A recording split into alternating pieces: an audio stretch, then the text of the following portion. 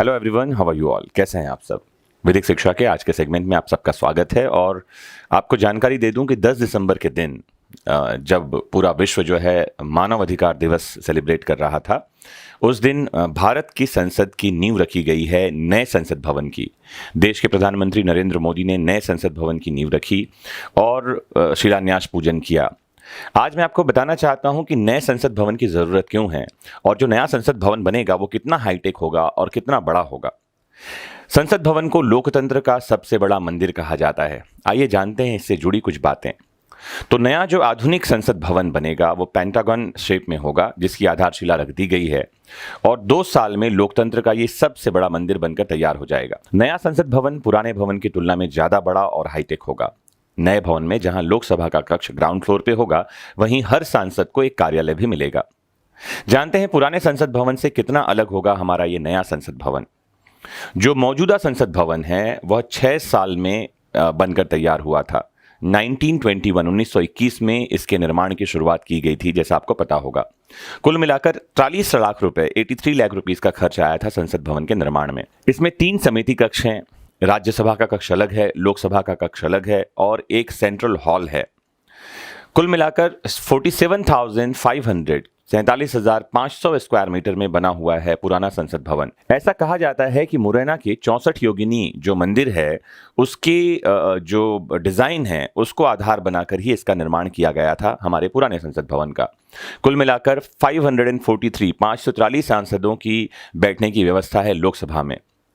नए संसद भवन की जरूरत क्यों आ पड़ी है ये मैं आपको बताऊं कि फरवरी 2021 में जो मौजूदा संसद भवन है इसके 100 साल पूरे हो जाएंगे। 2026 में लोकसभा सीटों का नए सिरे पर आवंटन होगा, नया परिसीमन होगा। परिसीमन के बाद लोकसभा और राज्यसभा की सीटें बढ़ने की पूरी संभावना है। सीटें बढ़ जाने के बाद मौजूदा भवन में बैठने की व्यवस्था नहीं हो पाएगी, क्योंकि पहले से ही सीट जितने सांसद हैं उनके लिए ही पर्याप्त है। अगर संख्या बढ़ गई तो नए सांसद कहां बैठेंगे। जो नया संसद भवन बनेगा वो 2 साल में बनकर तैयार होगा। कुल मिलाकर 971 करोड़ रुपए की लागत इसमें आएगी, इसके निर्माण की लागत है। इसमें कुल मिलाकर 6 समिति कक्ष होंगे और 64,500 वर्ग मीटर में नए संसद भवन का निर्माण होगा। कुल मिलाकर 876 सदस्यों के बैठने की व्यवस्था होगी नए संसद भवन के लोकसभा कक्ष में। 8,000 से अधिक श्रम संसाधन लगाए जा रहे हैं नए भवन को बनाने में, जैसा कि न्यूज में पढ़ने को आया है। और इसमें जो लोकसभा का कक्ष होगा ये मयूर की आकृति का होगा, जो भारत के नेशनल बर्ड, जो हमारा राष्ट्रीय पक्षी है मयूर, उसको ध्यान में रखकर डिजाइन किया गया है। जबकि राज्यसभा का जो डिजाइन है वो राष्ट्रीय पुष्प कमल के आकार का होगा, उसको ध्यान में रखकर बनाया गया है। पूरे भवन के डिजाइन में देश के महत्वपूर्ण हेरिटेज भवनों जैसे राष्ट्रपति भवन इत्यादि की स्थापत्य कला को ध्यान में रखा जाएगा। भवन का डिजाइन HCP डिजाइन एवं मैनेजमेंट प्राइवेट लिमिटेड अहमदाबाद को दिया गया था, जिसने इस पूरे डिजाइन को तैयार किया है। इस नए भवन में हर सांसद के सीट पर टच स्क्रीन लगा होगा।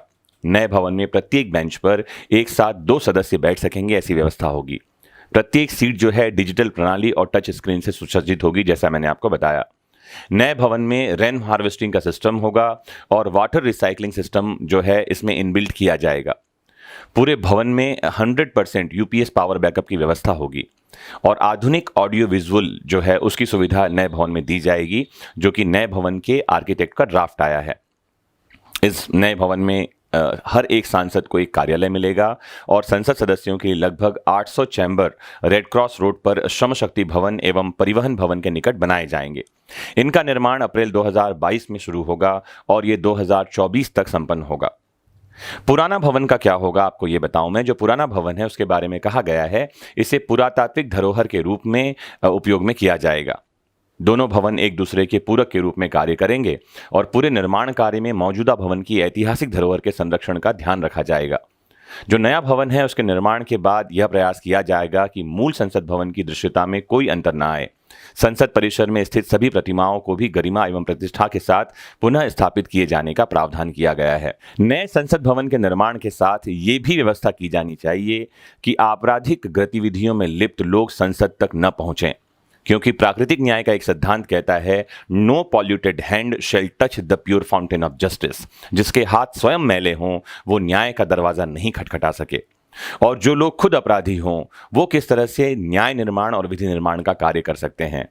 नए संसद भवन की नींव तो डाल दी गई है, अब जरूरत है संसद की शुचिता को भी ध्यान में रखने की और आपराधिक गतिविधियों में लिप्त लोगों को सांसद के रूप में मान्यता न दिए जाने की। इस पर भी एक कड़ा कानून जल्द ही आना चाहिए और जिनके विरुद्ध मामले लंबित हैं प्रायोरिटी पर उस मामलों को सुने जाएं और अगर वो दोषित पाए जाते हैं तो उनकी सदस्यता निरस्त होनी चाहिए।